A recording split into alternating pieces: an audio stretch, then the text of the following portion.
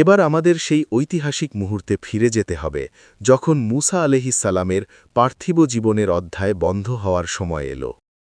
তিহ প্রান্তর, মরুভূমির সেই বিস্তৃত বালুচর যেখানে বনি ইসরায়েল তাদের অবাধ্যতার কারণে ৪০ বছর ধরে ঘুরে বেড়াচ্ছিল। একদিকে ফেরাউনের মিশর থেকে মুক্তির আনন্দ, অন্যদিকে ওয়াদাকৃত ভূমিতে প্রবেশের দীর্ঘ অপেক্ষা। মুসা আলাইহিসসালাম সারাটি জীবন এই জাতির জন্য সংগ্রাম করেছেন, তাদের ফেরাউনের দাসত্ব থেকে মুক্ত করেছেন, তাদের আল্লাহর কিতাব দিয়েছেন, তাদের সত্যের পথ দেখিয়েছেন। সেই সংগ্রামী মানুষটির জীবনের শেষ অধ্যায় শুরু হল একটি সম্পূর্ণ অপ্রত্যাশিত দরজা খুলে। সহি বুখারী ও সহি মুসলিম শরীফে হজরত আবু হুরায়রা রাদিয়াল্লাহু আনহু থেকে বর্ণিত হাদিসে এই ঘটনার বিস্তারিত বিবরণ আছে। মহান আল্লাহ মৃত্যুর ফেরেস্তা মালাকুল মউতকে পাঠালেন মুসা আলাইহিসসালামের কাছে, কিন্তু ফেরেস্তা তার আসল রূপে নূরের আকৃতিতে আসেননি। আল্লাহর নির্দেশে তিনি এলেন একজন সাধারণ মানুষের বেশে। মুসা আলাইহিসসালাম তখন তার কক্ষে ছিলেন। হঠাৎ একজন অপরিচিত মানুষ প্রবেশ করল, না ডেকে না অনুমতি নিয়ে। সেই অপরিচিত বলল, হে মুসা, আমি মৃত্যুর ফেরেস্তা, তোমার সময় শেষ হয়ে এসেছে। মুসা আলাইহিসসালাম কিন্তু তাকে চিনতে পারেননি। তিনি দেখলেন একজন মানুষ বিনা অনুমতিতে তার ঘরে ঢুকে তার জীবন নেওয়ার হুমকি দিচ্ছে। মুসা আলাইহিসসালাম ছিলেন জালালি মেজাজের মানুষ, দৃঢ়, শক্তিশালী, আত্মমর্যাদা সম্পন্ন। তিনি ফেরাউনের দরবারে একা গিয়ে লাঠি তুলেছিলেন। তিনি কখনো অন্যায়ের সামনে মাথা নত করতেন না। সেই একই মনোবল নিয়ে তিনি সেই আগন্তুকের দিকে হাত তুললেন এবং এমন একটি জোরালো থাপ্পড় মারলেন যে হাদিসের বর্ণনা অনুযায়ী সেই আঘাতে মানুষের রূপে থাকা ফেরেস্তার একটি চোখ ক্ষতিগ্রস্ত হয়ে গেল। ফেরেস্তা ফিরে গেলেন। অনেকের মনে প্রশ্ন আসতে পারে, আল্লাহর নবী কি একজন ফেরেস্তাকে আঘাত করতে পারেন? ইমাম নববী রাহিমাহুল্লাহ এবং ইমাম ইবনে হাজার আসকালানি রাহিমাহুল্লাহ এই প্রশ্নের চমৎকার উত্তর দিয়েছেন। তারা বলেছেন, মুসা আলাইহিসসালাম যদি জানতেন এটি আল্লাহর পাঠানো ফেরেস্তা, তাহলে তিনি কখনোই এমন করতেন না। ফেরেস্তা সম্পূর্ণ মানুষের রূপ ধরে এসেছিলেন, কোনো পরিচয় দেননি। তাই মুসা আলাইহিসসালামের এই আত্মরক্ষা ছিল সম্পূর্ণ ন্যায়সঙ্গত। শরীয়ত অনুযায়ী যে কেউ অনুমতি ছাড়া ঘরে ঢুকে প্রাণের হুমকি দেয়, তার বিরুদ্ধে আত্মরক্ষা করা জায়েজ। মালাকুল মউত আল্লাহর দরবারে ফিরে গেলেন। তার একটি চোখ ক্ষতিগ্রস্ত। তিনি আল্লাহর কাছে আরজ করলেন, হে আমার রব, আপনি আমাকে আপনার এমন এক বান্দার কাছে পাঠিয়েছেন যিনি মৃত্যু চান না। তিনি আমাকে আঘাত করেছেন এবং আমার চোখ ক্ষতিগ্রস্ত করেছেন। আল্লাহ সর্বজ্ঞ, তিনি সব জানতেন। তিনি কাউকে দোষ দিলেন না, বরং আল্লাহ তার অসীম কুদরতে ফেরেশতার চোখ সুস্থ করে দিলেন। তারপর আল্লাহ মালাকুল মউতকে বললেন, আবার যাও মুসার কাছে, কিন্তু এবার তাকে একটি বিশেষ প্রস্তাব দাও। সেই প্রস্তাব ছিল অভূতপূর্ব। আল্লাহ বললেন, মুসাকে বলো একটি বড় ষাঁড়ের পিঠে তার হাত রাখতে। হাতের নিচে যতগুলো লোম পড়বে আমি তার হায়াত সেই সংখ্যক বছর বাড়িয়ে দেব। মালাকুল মউত আবার গেলেন। এবার পরিচয় দিয়ে গেলেন। মুসা আলাইহিসসালাম এবার বুঝলেন ইনি কে, এবং ফেরেশতার মুখে আল্লাহর সেই প্রস্তাব শুনলেন। একটু থামুন, এই মুহূর্তটি অনুভব করুন। একটি পূর্ণবয়স্ক ষাঁড়ের পিঠ কতটা বড়, সেখানে কত হাজার লোম। একটি মানুষের হাতের তালু যদি সেই পিঠে রাখা যায়, তাহলে কত শত লোম তার নিচে আসে? ৫০০, ১০০০, মানে ১০০০ বছর বাঁচার সুযোগ, নিশ্চিত, গ্যারেন্টিকৃত সুযোগ। দুনিয়ার যে কোনো সাধারণ মানুষ হলে সঙ্গে সঙ্গে রাজি হয়ে যেত। আরও ১০০০ বছর বাঁচব, আরও ১০০০ বছর আল্লাহর ইবাদত করব, আরও ১০০০ বছর বনি ইসরায়েলকে পথ দেখাব। এই যুক্তিতে দীর্ঘ জীবনকে বেছে নেওয়াটা অনেকের কাছে ন্যায্য মনে হতো। কিন্তু মুসা আলাইহিসসালাম সেই প্রস্তাবের জবাবে শুধু একটি প্রশ্ন করলেন, একটি মাত্র প্রশ্ন, হে আল্লাহ, এই দীর্ঘ জীবনের পর কি আমাকে মৃত্যুর স্বাদ গ্রহণ করতেই হবে? ফেরেশতা বললেন, হ্যাঁ। এবং তখন মুসা আলাইহিসসালাম বললেন সেই কথাগুলো যা ইতিহাসের পাতায় স্বর্ণাক্ষরে লেখা থাকার যোগ্য। যদি শেষ পরিণতি মৃত্যুই হয়, তাহলে সেই মৃত্যু এখনই হোক। হে আল্লাহ, আমাকে পবিত্র ভূমির কাছাকাছি নিয়ে যাও। মুসা আলাইহিসসালাম এর এই শেষ আরজিটি বুঝতে হলে আমাদের বুঝতে হবে কেন তিনি সরাসরি বাইতুল মাকদিসে দাফন হতে চাননি। আল্লাহর নির্দেশে সেই সময় বনি ইসরায়েলের জন্য পবিত্র ভূমিতে প্রবেশ নিষিদ্ধ ছিল, তাদের অবাধ্যতার শাস্তিস্বরূপ। মুসা আলাইহিসসালাম আল্লাহর সেই সিদ্ধান্তের বিরুদ্ধে যেতে চাননি। তিনি কখনও আল্লাহর হুকুম লঙ্ঘন করেননি, মৃত্যুর মুহূর্তেও করলেন না। কিন্তু পবিত্র ভূমির প্রতি তার হৃদয়ের টান ছিল অকৃত্রিম। নবীদের ভূমি, ইব্রাহিম আলাইহিসসালামের ভূমি, পবিত্র মসজিদের ভূমি, এই মাটির কাছাকাছি থাকতে চেয়েছিলেন তিনি। তাই চেয়েছিলেন শুধু কাছাকাছি, পাথর ছোঁড়ার দূরত্বে, সীমানার একটু বাইরে।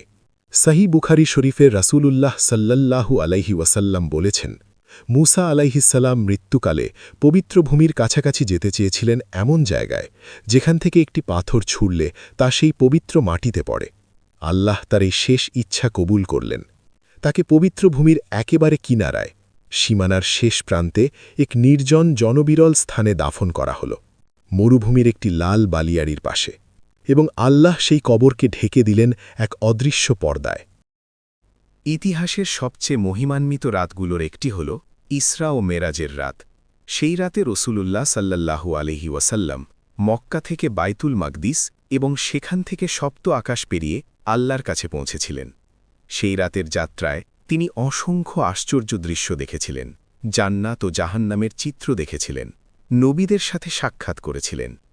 সহি মুসলিম শরীফে হজরত আনাস ইবনে মালিক রাদিয়াল্লাহু আনহু-এর বর্ণনায় আছে, মেরাজের রাতে আমি যখন সেই লাল বালিয়াড়ির পাশ দিয়ে যাচ্ছিলাম, তখন আমি মুসা আলাইহিসসালামকে দেখলাম, তিনি তার কবরের ভেতরে দাঁড়িয়ে নামাজ পড়ছেন। সুবহানাল্লাহ! এটি কোনো কল্পনা নয়, এটি রসূলুল্লাহ সাল্লাল্লাহু আলাইহি ওয়াসাল্লামের নিজের চোখে দেখা এক পরম সত্য। মুসা আলাইহিসসালাম বারজাখের জগতে আল্লাহর ইবাদতে মগ্ন আছেন। তার দেহ মাটির সাথে মিশে যায়নি, কারণ রসূলুল্লাহ সাল্লাল্লাহু আলাইহি ওয়াসাল্লাম বলেছেন, আল্লাহ জমিনের জন্য নবীদের দেহ ভক্ষণ করা হারাম করে দিয়েছেন। এবং এই হাদিস থেকে আমরা আরেকটি গুরুত্বপূর্ণ তথ্য পাই। তিনি সেই লাল বালিয়াড়ি চিনতেন, তিনি জানতেন ঠিক কোন জায়গায় মুসা আলাইহিসসালাম শায়িত আছেন, কিন্তু তিনি সেই জায়গা প্রকাশ করেননি। সাহাবায়ে কেরামের কাছে এই হাদিস বর্ণনা করার সময় রাসূলুল্লাহ সাল্লাল্লাহু আলাইহি ওয়াসাল্লাম বললেন, যদি আমি আজ সেখানে থাকতাম তাহলে রাস্তার পাশের সেই লাল বালিয়াড়ির কাছে তোমাদের তার কবর দেখিয়ে দিতাম। এই বাক্যটি অত্যন্ত গুরুত্বপূর্ণ। লক্ষ্য করুন, রাসূলুল্লাহ সাল্লাল্লাহু আলাইহি ওয়াসাল্লাম বললেন, যদি আমি সেখানে থাকতাম, মানে তিনি মদিনায় বসে সাহাবীদের এই হাদিস বলছেন।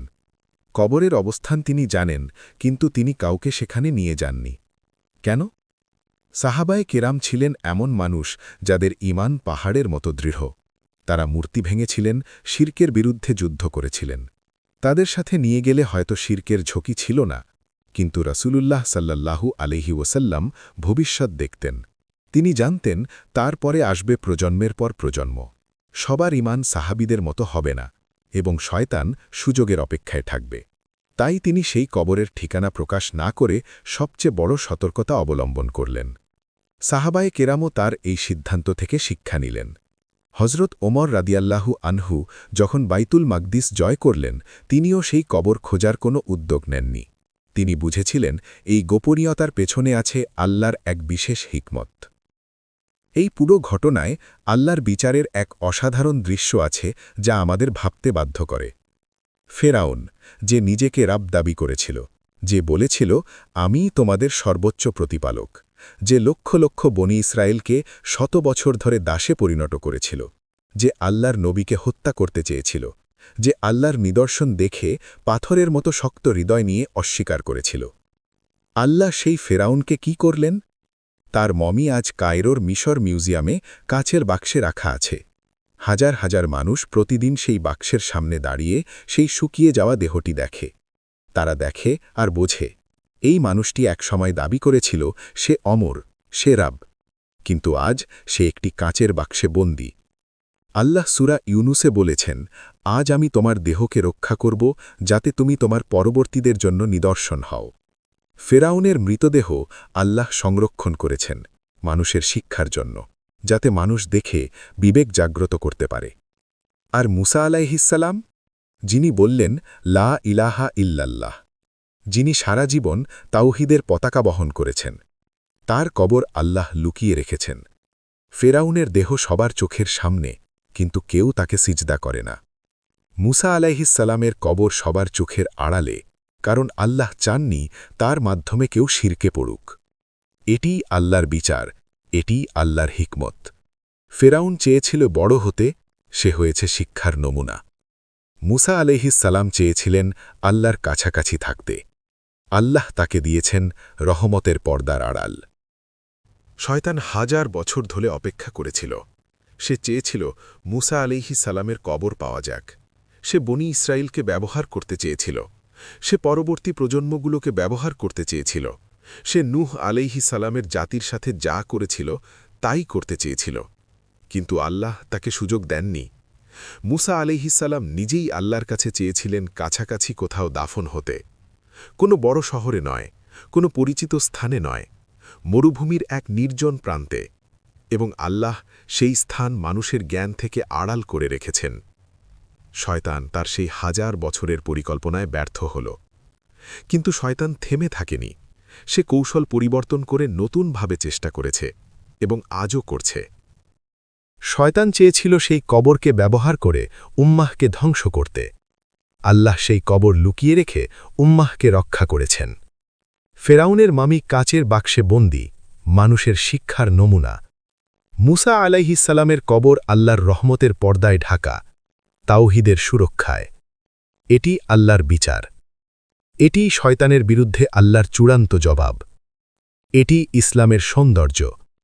সেই অজানা বালিয়াড়ির নিচে শায়িত মহান আত্মার উপর আল্লাহর রহমত ও শান্তি বর্ষিত হোক। তিনি আল্লাহর মেহমান হিসাবে বারজাখের সেই শান্ত জগতে আছেন।